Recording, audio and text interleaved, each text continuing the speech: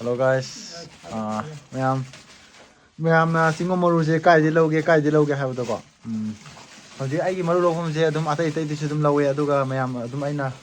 dam lawba mafam mai taragadi kon thau jam makha lai kai ni ko jawi ja. Kon thau jam makha lai kai ko ai aduga ojagi number jo hapchara ke kon thau jam makha lai kai. Oda sanaton ko. Mongode dum lawe aduga mayam na maru launinga ga jo ojada hana phone tawbiyo ko aduga maru leibra leitabra hangaga adum lawba yani ko ai ojagi phone number jo hapchara ke hoji ai je maru lawba la amane nganta ko akoi yam ahum ga la amane silere ojana maru khara jo dum pek toksalame ado koina jo dum khandune maru se dum phajaram ni ko hojik thaba yaba dum lai ado mi gi order gi matung inna dum sabane ba maru je ko mi haidi order torokpodo maru sukpa me khole do hana advance oina kudak ta hajela di amani gi dum lai gi busu ya aduga mayam thaninga ga di kudak ta hajela ga di lai roi ba adu duna hana mangjong na haiba machangi dana ja ko kudak laksala di bira ka du ne ba duna hana hairaga adai maru pasukpa me laibra khopra na phone tora hanga ga adai matungda adum mayam pau phone ba yani ko kon thaujam ai horen thokpada jo apet lambi do namak ke ko sangak pade namak tre khoje yam anna yum da pung ahum makhai adai da hogat laga chingum piramaga am lak ne ba oduna yam ngal le si te dum sai lasin jam tha ba adu thok da lambi thok ki ma ke tu jo ha hapak ke ba mayam na jo yana khang na ba do da gi number jo hapse lake yana to bi ya ko ya ing hoga laga ne hoji sile re ho ja gi ma yung ko khoi maru je loina hapse le music ta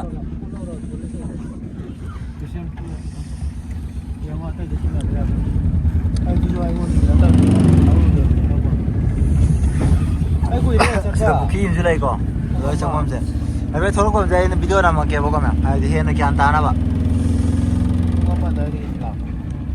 Sida chom kan da jai hai chom da hai do ni ko. Ya ma ko je ma lom ba jai da photo kar ji ko.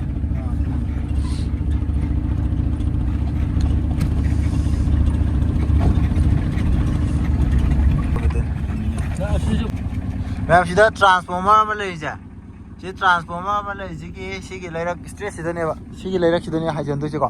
transformer som kon dai lak pada khoi na sari sina som thok kar ji ko som thok kar je som thok sigi transformer ma le ja sigi hek opposite ta hajan du ne wala bi jina ko aduga sumaina som lak pada sida laisang lo si ba laisang ma le mani ko laisang je sorok me ai da kup pa je sigi sorok me ai kup pa laisang je si je hek khen tok pa ka sigi put yang khai mukcha da lai re ko dum lai re aduga se adum ai lambi do ula ge mate utre yaro na hogalam jira te fan ne le plaket se kene ko maru lo la thai se pakha yamba thokai ne ko ji pu ho ma dai de ne ko la ji ko ai da ma de ke na ko ma de ho la ga ji ko me ko to ga adu lambi se mate adum chale adu ai ojage number to hapchara ge aduga sangwam je lambi ani le ba ko ani ho madam le sagol bal nga sai khon phau ko to krom da ba asongkan gido sagon gido sagon to ma dagi phau jala su ya re adagi malom baza ge adagi haijala su ya re yuna ko dagi changa su ya re adagi amana gare ba sung gido nambon Nambol lo changa se are kon thok jam ko adu hoji kai no podo kon thok jam makha la kai oja sanaton ma ge phone number do hapchara ge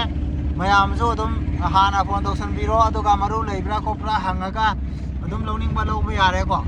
osi ge journey je oi tin ju lo gi du ne bo long gang ge ko tin lo ra ne saru kup na na ba adu ga adum maru sina yeng le mu tha ba ho ne adu ga yum da sa na na ba yam organic ta kamaina tha ga da ge ko ga da ge hai video du dum siam da la ge ko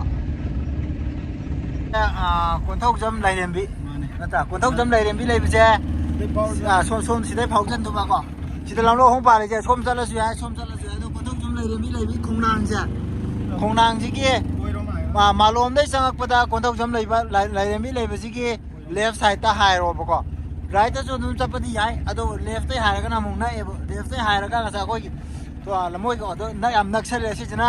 malom phau dok to ne ko jina ko lambi di ka the koi na ko dum taw ne to jo ka sham ngau na ngai oi de ko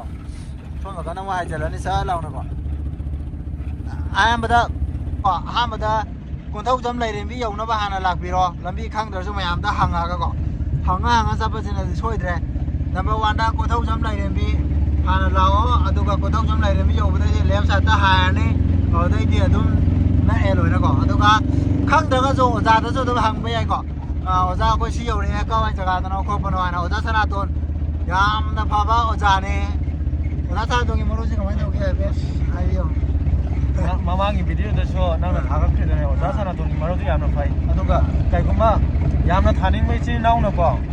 ꯀꯩꯅꯣ ꯇꯧꯔꯒꯁꯨ ꯍꯥꯏꯗꯤ ꯑꯣꯖꯥꯗ contact ꯇꯧꯔ ꯑꯣꯖꯥ ꯑꯝꯇꯪ ꯊꯥꯕꯤꯔꯛꯑꯣ ꯁꯤꯒꯤ ꯒꯥꯔꯤꯁꯤꯗ ꯑꯩꯒꯤꯁꯨ ꯑꯗꯨꯃꯥꯏꯅ ꯊꯥꯔꯛꯈ꯭ꯔꯦ ꯃꯃꯥꯡꯒꯤꯗꯣ ꯏꯌꯥꯝꯕꯁꯦ ꯑꯩꯈꯣꯏꯁꯦ ꯈꯣꯡꯌꯥꯝ ꯇꯥꯡꯖꯦꯡ ꯀꯣ ꯀꯛꯆꯤꯡ ꯗꯤꯁꯇ꯭ꯔꯤꯛꯀꯤ ꯁꯣꯒꯥꯝ ꯇꯥꯡꯖꯦꯡ ꯁꯨꯒꯨꯅꯨ ꯀꯦꯟꯗ꯭ꯔꯒꯤ ꯍꯥꯏꯔꯤꯕ ꯃꯐꯝꯗꯨꯗꯩꯅꯦꯕ ꯑꯗꯣ ꯑꯣꯖꯥꯅ ꯕꯁꯇ ꯍꯥꯞꯄꯛꯑꯒꯁꯨ ꯌꯥꯏꯀꯣ ꯂꯝꯁꯦ ꯌꯥꯝ ꯂꯥꯞꯄꯒꯗꯤ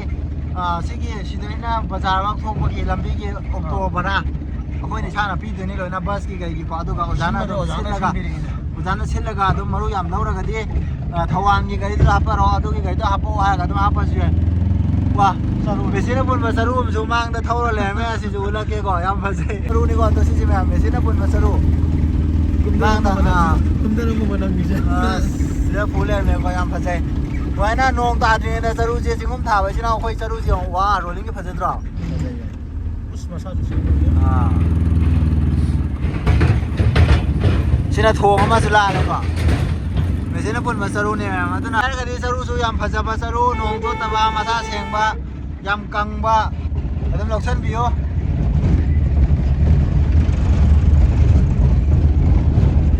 na train gi station lai bido train station sa bido adu phao sa tu ne ko adu gi opposite ta lampa ma su lai bini som da kan da ko sina train gi station lai bido lai si ju yam thai di yam na shem na ba kana tawle ma le ko lambi je nuai ba dang wat ba ne video lo shan me malom akhoi malom ge phawjan mam jaga do yaw le ko si le le dai da malom bazar imoinu asom na kan da imoinu tha ne wo dukan da si ge opposite ta